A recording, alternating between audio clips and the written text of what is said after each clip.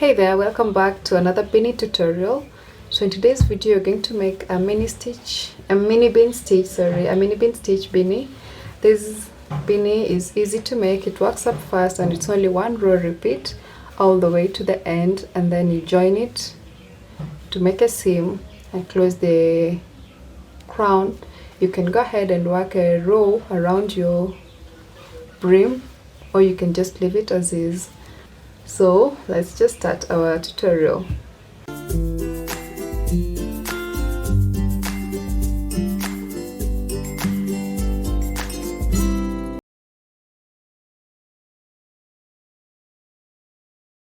So to begin, you're going to start by making a slip knot, and then with our 4mm crochet hook you're going to chain 57. So 57 measures 12 inches for me because I want my beanie to be 11 inches high, but the stitch tends to reduce the number of inches by roughly 1 inch. So I'm going to chain 57, which measures 12 inches. Then I'll meet you in row 1. If you want a shorter height, or you want to make a different size of beanie, or you're using a different hook and a different yarn size, just ensure that your number of chains measures the height you want your height to be plus 1 inch. So if you want your height to be 5 inches for a toddler, for a baby, you're going to make your chains, or your chains should measure 6 inches. If you want your height to be 9 inches, your chains should measure 10 inches. So I hope you understand. So I'll make mine 57 inches, then I'll meet you in row 1. Always ensure that your foundation chains are an odd number of chains. So I have my 57 chains, and for row 1 we're going to start by skipping the first 2 chains. So skip the first and the second chain from your hook, and on the third chain you're going to turn your work and then work on the back bumps. So we're going to work only on these back loops or the back bumps. So insert your hook in that third chain, yarn over, pull through, yarn over, go back in the very same chain, yarn over, pull through. You should have 4 loops, yarn over, pull through all the 4 loops. Chain 1, skip the next chain, and on the next you're going to work the same. Insert your hook, yarn over, pull through, yarn over, go back, yarn over, pull through, 4 loops, yarn over, pull through all the 4 loops, then chain 1. So repeat that all the way to the end of your row 1.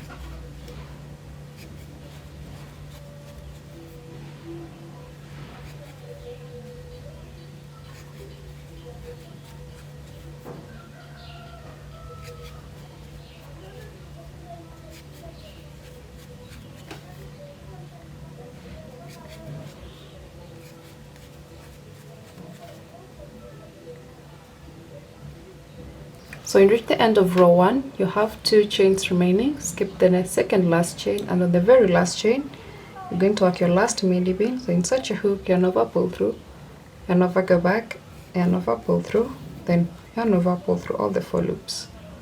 So row 1 is complete, and for row 2 you're going to chain 2 and turn your work. So our first mini bean of row 2, you're going to work at the top of this previous mini bean. So when you open or when you stretch your work, you're going to see little spaces at the top of every mini bean stitch, not the chain 1 spaces. These spaces are top of your previous row stitches. So those are the spaces you're working on. So insert your hook in that very first space on our first mini bean, then make your first stitch. Chain 1, go in the next stitch, find that space and work your next stitch.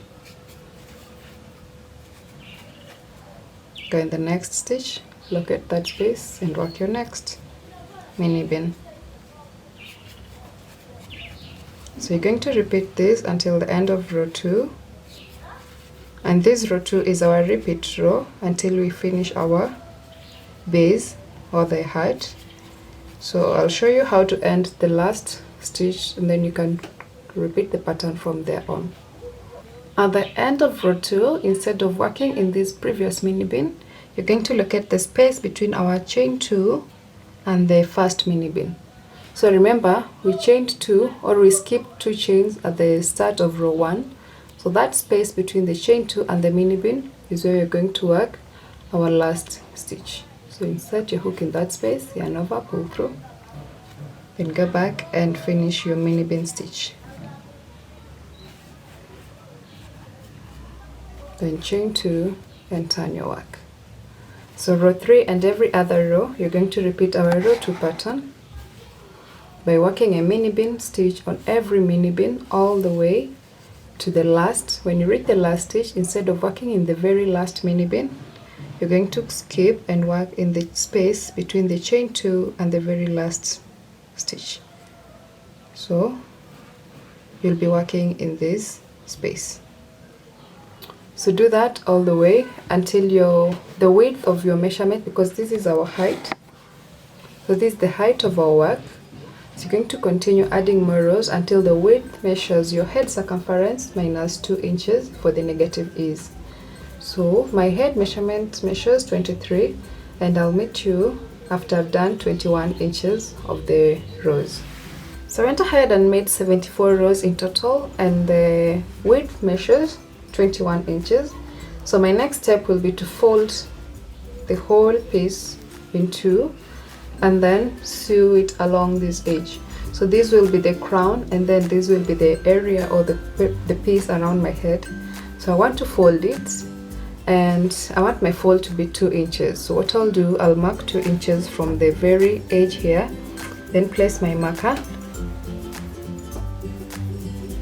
So my 2 inches will be here on the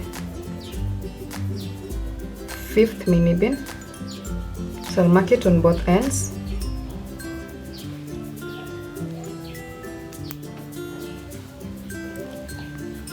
Then I'll go ahead and join these first 5 mini beans with slip stitch on this side, then turn it on the opposite side and finish the rest.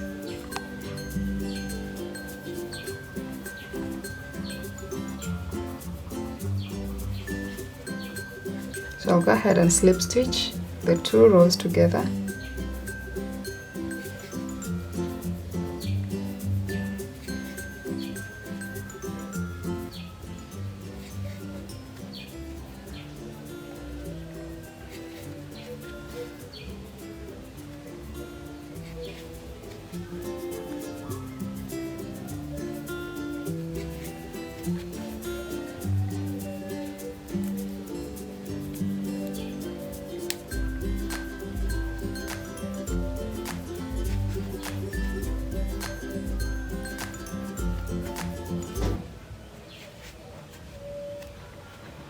After joining the 2 inches together, I'll turn my work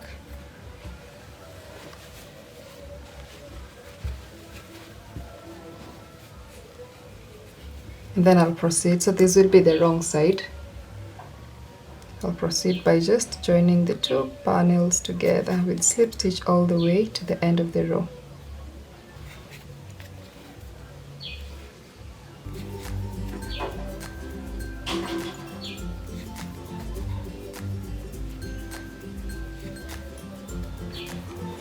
So go ahead and do that. When you reach the end, I'll show you how to close the crown.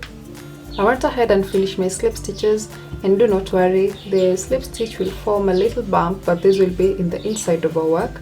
So this is how the outside will look like. So when you're through with the last stitch, you're going to cut your yarn. Leave quite a long tail to run our stitches around the crown, just to close it. So chain 1 and pull through, and feed it in your darning needle.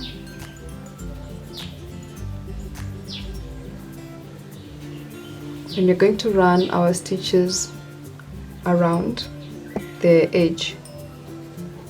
So this is what you're going to do. Run it through the stitches at the edge.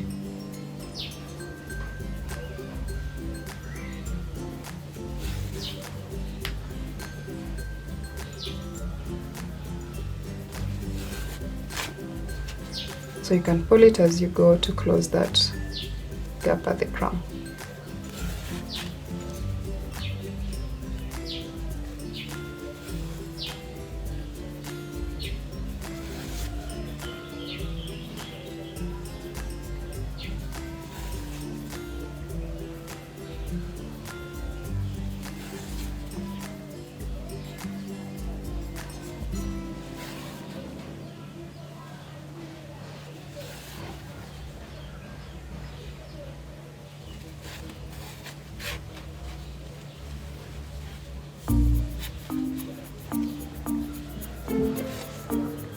When you reach the start of your running stitches, you're going to pull your yarn.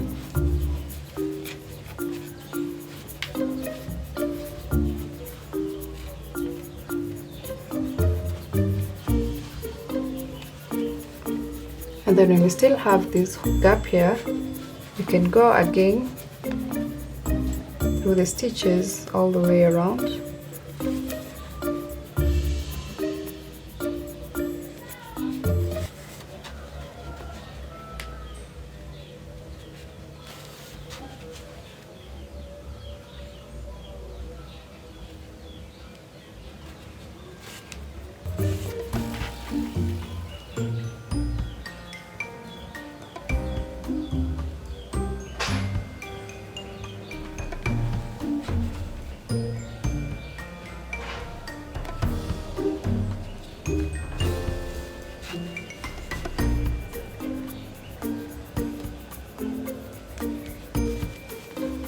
So when it's closed completely, you can weave your tail inside your work by going through few stitches before cutting it.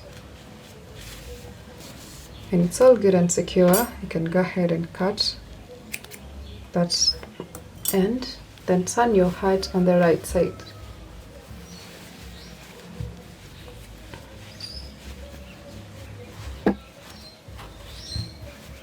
So this is how our beanie will look like.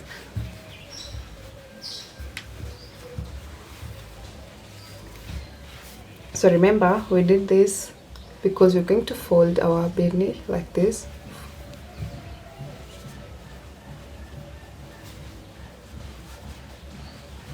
So this is how it looks like at the end. I really love the look, and I'll post some pictures on my Instagram how I style it.